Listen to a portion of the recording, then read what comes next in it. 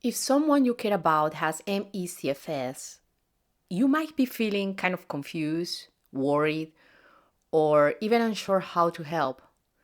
Maybe they have had to cancel plans. Maybe they have gone quiet. Maybe they look okay but say they are not. This video is for you.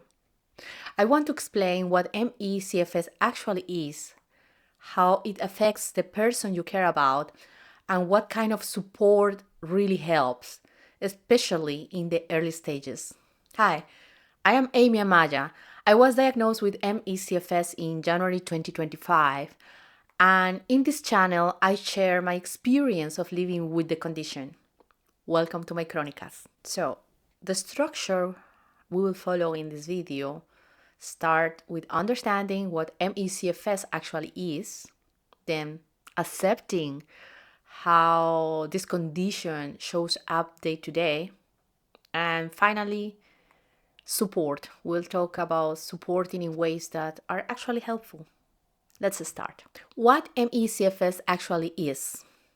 Well, MECFS stands for Myalgic Encephalomyelitis. I hope I'm pronouncing that well. And CFS is chronic fatigue syndrome.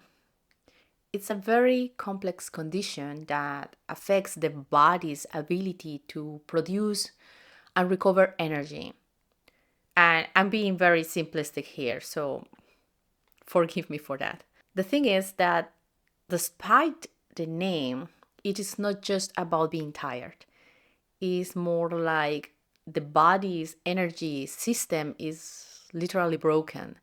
Even small tasks like showering, talking, or reading something short can lead to something called Post Exertional Malaise, or PEM, which is easier for me to remember. And that's the key symptom of MECFS. It means that doing too much, even just a little too much, can trigger a crash that lasts for hours, days, or even longer. I have read patients that have had crashes for years. And the trickiest part here is that there is not often kind of a warning. Some people might feel okay now in the morning and then be completely tired in the afternoon. Another thing with PEM is not just the duration, but actually when it shows up. So you can do something now and feel the post-exertional malaise hours later or even days later.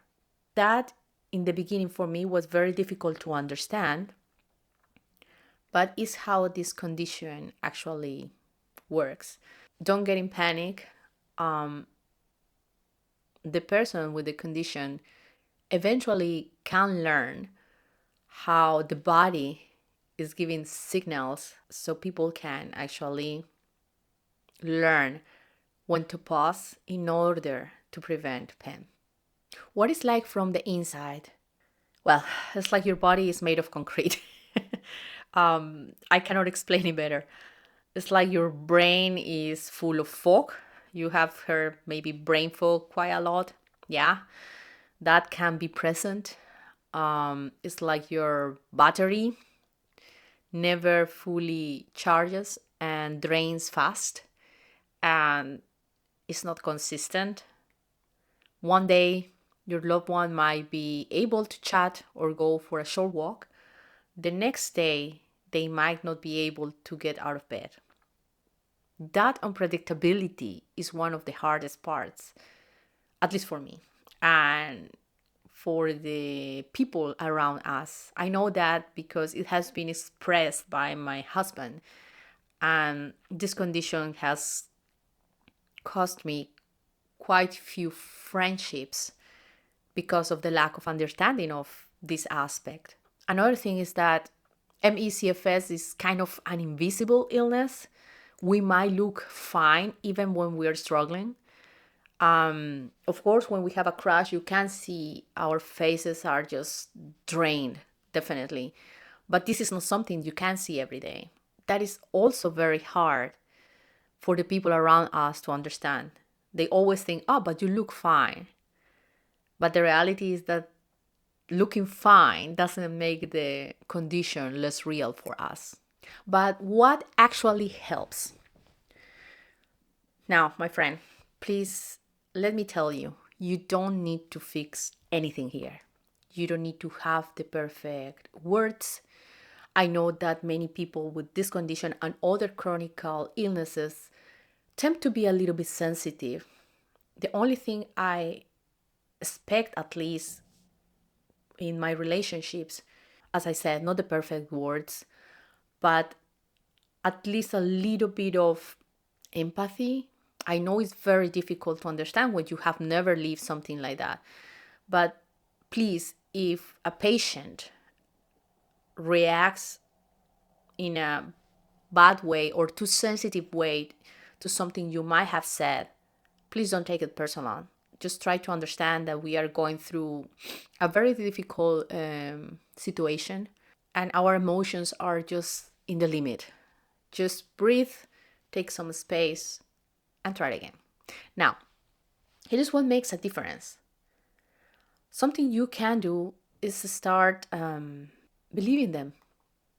Even when it doesn't make sense to you, just respect their limits. If they say no, trust that it's not personal, as I already mentioned. Don't pressure them to push through. That can make things worse. Something that works for you is certainly not work for us with MECFS.